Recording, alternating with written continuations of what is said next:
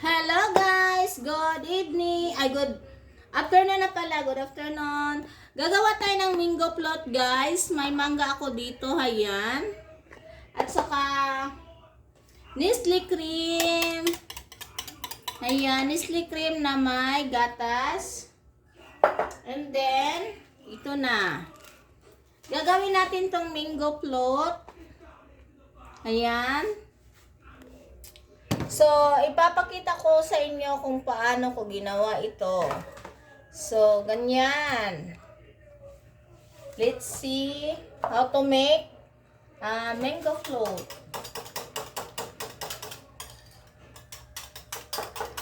Halo-haloin lang natin na mabuti guys para ma-mix yung ano. Yan. Ano lang to, gagawin ko to kasi pang ano lang namin, pang snack-snack. Sayang naman kasi may naiwan na ano, mangga, tapos gawin natin dito. Yan.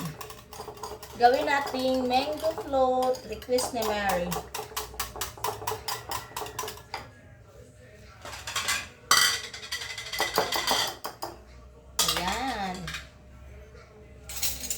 Tapos, nakagawa na tayo ng isang linya. Lagyan natin ng Nestle cream.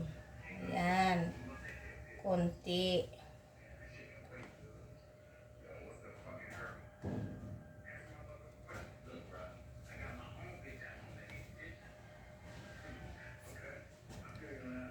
Yan. Tapos,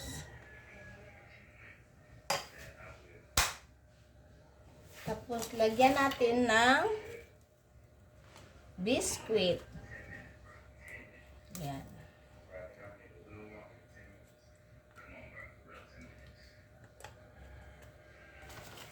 Para masarap. Lagyan natin siya ng biscuit. Yan. Tapos, ang dito,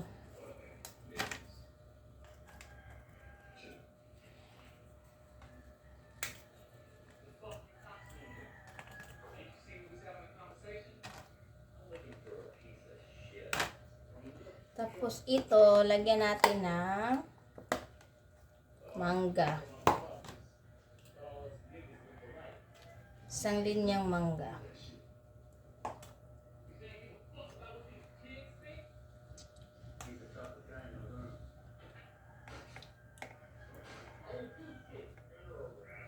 Masarap to guys. Napakasarap ng ano, basta masarap ang mango float pag marami siyang Nestle cream.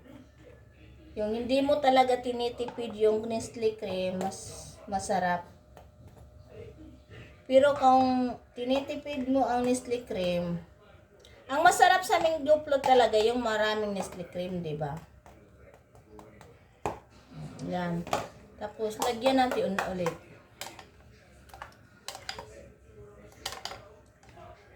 Hindi ko na to ni mixer, unhan lang.